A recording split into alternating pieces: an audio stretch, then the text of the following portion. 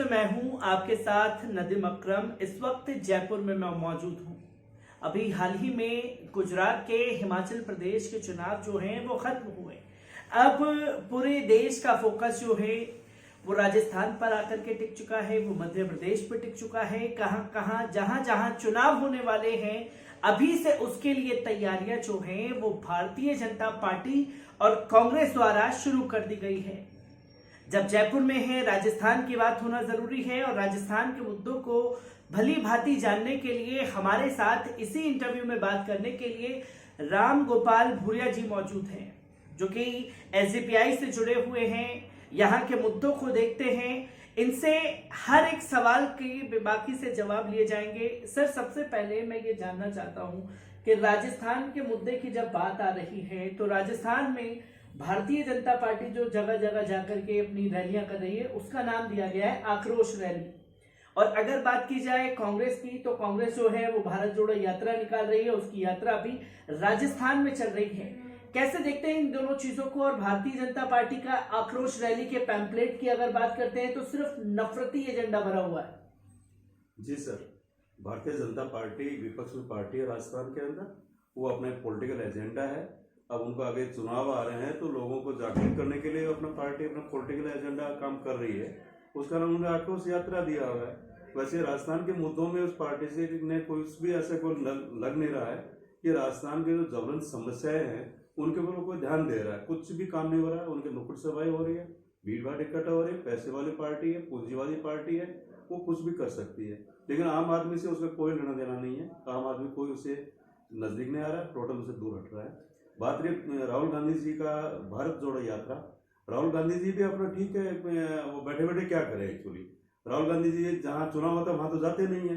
गुजरात में वो गए नहीं, सिर्फ एक पार्ट किया। अगर वो चुनाव जहाँ हो रहा है वहां तो कभी जाते नहीं तीनों, नहीं तो उनके सुने जानती है, न उनकी बहन जी प्रियंका जी जाती है। देखो राहुल गांधी हिमाचल प्रदेश में कुछ काम नहीं किया, इसमें गुजरात में कुछ काम नहीं किया। बात राजस्थान में, तो राजस्थान में भी आज 4 साल से ज्यादा हो गया है, राहुल गांधी जी ने एक राजनीति या लोगों को जोड़ने के लिए अपनी पार्टी के लिए कुछ भी काम नहीं किया है। और मैं तो कह रहा हूँ ये पार्टी खत्म है एक तरीके से। अगले लास्ट चुनाव ये जो है कांग्रेस सिंबल पर लास्ट चुनाव होगा, इसके बाद कुछ है ही नहीं पार्टी में। जहाँ जिस पार्टी का हेड काम नहीं कर रहा है, जिसका आगे कोई प्लानिंग नहीं है, कांग्रेस जीत के आ जाती है लेकिन आप लोगों से उनका कोई जुड़ाव नहीं है। हमारे बहुत घर में हमारे बहुत नजदीकी विधायक हैं, उनको हम जिताया, उनको रिश्तेदारी में विधायक हैं, जिताया उनको, वो हमारे फोन तक नहीं उठाते, हमारे संपर्क में नहीं किसी भी तरीके। पूरे 4 साल निकल गए, तो कैसे क्या मतलब है? ऐसे नेताओं को तो उखाड़ के फेंक देना चाहिए। कांग्रेस पार्टी टोटल परिवारवाद पार्टी है। एक परिवार 70 साल से चल रहा है, काम कुछ हो नहीं रहा। सबसे ज्यादा करप्शन वहां पर, सबसे ज्यादा हाईवेज के ऊपर अतिक्रमण कांग्रेस के विधायकों के एरिया के। ऐसी बीजेपी वो पूंजीवादी पार्टी है, पूंजीवाद के ऊपर अपना वोट खरीद ले रही है। वो विधानसभा चुनाव बता रहा हूँ आपको, हमारे एरिया की बात बता रहा हूँ। मेरा मडा विधानसभा है, वहां पर भारतीय जनता पार्टी पैसा और शराब के ऊपर जीत के आती है। कोई स्थानीय मुद्दा नहीं है, उनका वोट बैंक कुछ है ही नहीं। लेकिन आज पूंजीवाद है, पैसा है, वो खरीद लाते हैं। उनको राज करना है, राज करने के लिए जीत चाहिए, जीतने के लिए वोट चाहिए। वोटों को लाने के लिए किसी भी कीमत को लाने तैयार है। दूसरे तो कांग्रेस है, परिवारवादी पार्टी है, बस वो अपना टिकट किसी काटते नहीं, परिवार वो जीत के आ जाती है।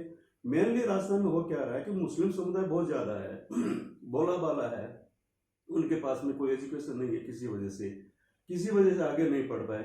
अब उनके लिए क्या करते हैं कि नफरत का नशा आजकल फैला करके 30-40 साल चल रहा था, आजकल नहीं इतना गिर गया है नशे में ये राजनीतिक पार्टियां।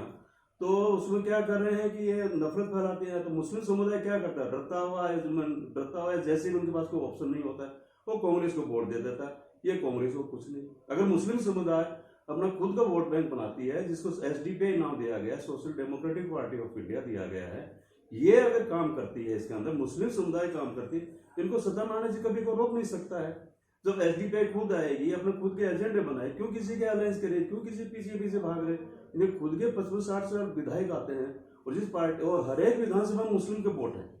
खास बात यह है कि हर एक जगह मुस्लिम समुदाय के वोट हैं। अगर मुस्लिम समुदाय ये कहता है कि भी हम तो हमारे मुस्लिम समुदाय को वोट देंगे, वो किसी भी पार्टी का होगा, तो देखिए ना आपको ये चीजें मतलब ही नहीं होगा। न कोई आपका धार्मिक उन्माद है। राजस्थान बहुत पीसफुल एरिया है, लेकिन वो हमारे तो गांव में हमारे हैं, एक हमारे रियासत भाई जी हैं पेशवा गांव में, वो गाय पाल रहे हैं, शौकत भाई है वो गाय पाल रहे हैं, पीपल के नीचे उनको दुकानें चल रही है, वही मंदिर है, वही मस्जिद है। लेकिन नफरत है सिर्फ मीडिया में है और इसके अखबारों में है, सिर्फ वोट लेने के लिए और कुछ नहीं है। वोट लेने का एक राजनीतिक हथकंडा है सर। इसी के साथ साथ जैसे आपने बताया राजस्थान के मेन मसलों को, यहाँ भाजपा का एजेंडा जो है वो सिर्फ मुस्लिमों के ऊपर आकर के टिक गया है। क्योंकि आज ही अगर बात की जाए मुस्लिम स्कॉलरशिप की, तो स्मृति ईरानी जी ने मुस्लिम स्कॉलरशिप जो है उसे बंद कर दिया और सिविल कोड की बात की जा रही है। एक जो छवि खासतौर पर मुसलमानों की देश में बनाने की कोशिश की जा रही है। आपकी उम्र में कई ऐसे मुस्लिम दोस्त रहे होंगे जिनके साथ आपने वक्त बिताया होगा। पहले के और आज में कितना जमीन आसमान का फर्क आ चुका है। जो नफरती एजेंडा है, जो नफरती एजेंडा दिखाया जा रहा है, क्या जमीनी स्तर पर भी ऐसा ही है? सर अच्छा क्वेश्चन किया है। मतलब तो शुरू से देखिए हमारे एक तो एरिया में एक कहावत है कि जाट और मियाँ की दरगत एक भाईलाचारी है, मारवाड़ी बोलते हैं, या कि जाट और मुस्लिम है वो लास्ट तक भी अपना भाईलाचारी और साथ निभाते हैं। और ये हकीकत में ऐसा नफरत है, प्रैक्टिकली नफरत कुछ भी नहीं है। हमारे शेखावाटी एरिया में मुस्लिम बहुत हैं, बहुत आगे बढ़ा, पर मजदूर से लेके पूरा इनका प्रोडक्शन तक सारा मुस्लिम समुदाय में हमारे शेखावाटी के लोगों के हाथ में है, बहुत कुछ है। उसके बाद हमारे साथ बाकी दोस्तों की, मैं तो हमेशा से कि बोर्डिंग स्कूल में और बोर्डिंग यूनिवर्सिटी उसमें रहा हूँ, मुस्लिम हो चाहे किसी जाति बिरादरी को, हम तो कॉस्मो कल्चर में सेंट्रल गवर्नमेंट का नौकरी किया, ऐसा कुछ भी नहीं। बहुत सारे ऑफिसर्स हैं, सब अपना करते हैं, वो खुद बोलते हैं उनको पता ही नहीं है कैसे क्या नफरत है, कैसे क्या। वो मीडिया के अलावा कुछ नहीं है। बताओ, सिर्फ मीडिया और वोट लेने के लिए एक पार्टी करे, बाकी का मतलब नहीं है। दूसरी पार्टी का कि वो अपना आप ही आ जाते हैं वोट, तो उनको फिर करना क्या? दोनों पार्टी क्यों काम करेंगे देश के लिए? दोनों पार्टियां क्यों काम करेंगी सर? इसी के साथ साथ जैसे कि आप एसडीपीआई से जुड़े हैं और अभी हाल ही में जिस तरीके की तस्वीरें एसडीपीआई को लेकर के दिखाने की कोशिश की, लीडरों को गिरफ्तार किया गया, ये बताया गया कि साहब ये आतंकी हैं, ये तो खतरनाक देश के लिए साजिश रच रहे थे, देश के प्रधानमंत्री के लिए साजिश रच रहे थे। ऐसे में आपने एसडीपीआई को क्यों चुना है जब तमाम तरीके के आरोप जो हैं वो एसडीपीआई के ऊपर लगाए गए? जी, आपने अच्छा क्वेश्चन किया। इसमें पीएफआई है, इसमें इसको बैन किया गया है, और विशेषकर जो उदयपुर में जो कांड हुआ था उसके बाद से सिक्योरिटीज भी इसमें काफ़ी एक्टिव हुई। और विशेषकर इसमें मैं सभी को बोलता हूँ, अपने भारत का संविधान फॉलो करना है, किसी भी जाति धर्म को मन कर्म और वचन से नुकसान नहीं पहुँचाना है। अब अथॉरिटीज है, उनके नज़र में गलत है, अगर गलत केस बना है तो उसके लिए केस बनाने वाले के ऊपर उल्टा केस किया जाए, कॉग्निजेंस लिया जाएगा। आपने क्वेश्चन किया है कि एसडीपीआई मैंने क्यों ज्वाइन किया? सर, एसडीपीआई क्या है कि ये डेमोक्रेटिक पार्टी है। इस पार्टी में न तो पूंजीवाद है, न इसमें परिवारवाद है। इसमें हमारे इसमें क्या करते हैं कि जैसे आगे बढ़ने के लिए जो अपना काम कर रहा है, कोई लीडर काम कर रहा है, रूट लेवल में ज्वाइनिंग से लेके उसको कैडर दिया जाता है। कैडर के बाद जैसे जैसे उसका बढ़ता जा रहा है, उसके बहुमत के हिसाब से कोई बना रहा है, जिला अध्यक्ष बनाएंगे, आगे बनाएंगे, सारा हम वोटिंग और उसके हिसाब से करते हैं। तो आज के दिन में social democratic party of India जैसे ज्वाइन करते हैं, बहुत अच्छा स्कोप है राजनीति में काम करने के लिए। बड़ी पार्टी में कौन पूछ करने आते हैं?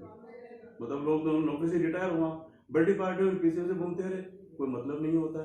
उनमें खुद में इतने सारे भीड़ भाड़ है, तो जब तक नया काम शुरू नहीं करेंगे, कोई भी काम नया है, जैसे व्हाट्सएप फेसबुक पे नया है तो खूब चला, ऐसे नई पार्टी एसडीपीआई का बहुत अच्छा स्कोप है। पूरे इंडिया मुस्लिम समुदाय मान लिया कि माइनॉरिटी के लिए काम करना, एससी एसटी बहुत दबाव है।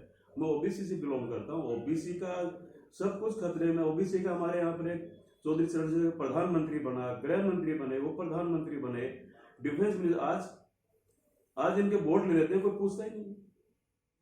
तो ये जो मेन समस्या है उसी पर बात करने के लिए हमारे साथ राम गोपाल जी मौजूद थे, जिन्होंने साफ तौर पर यह बताया कि उन्होंने एसडीपीआई को क्यों चुना है।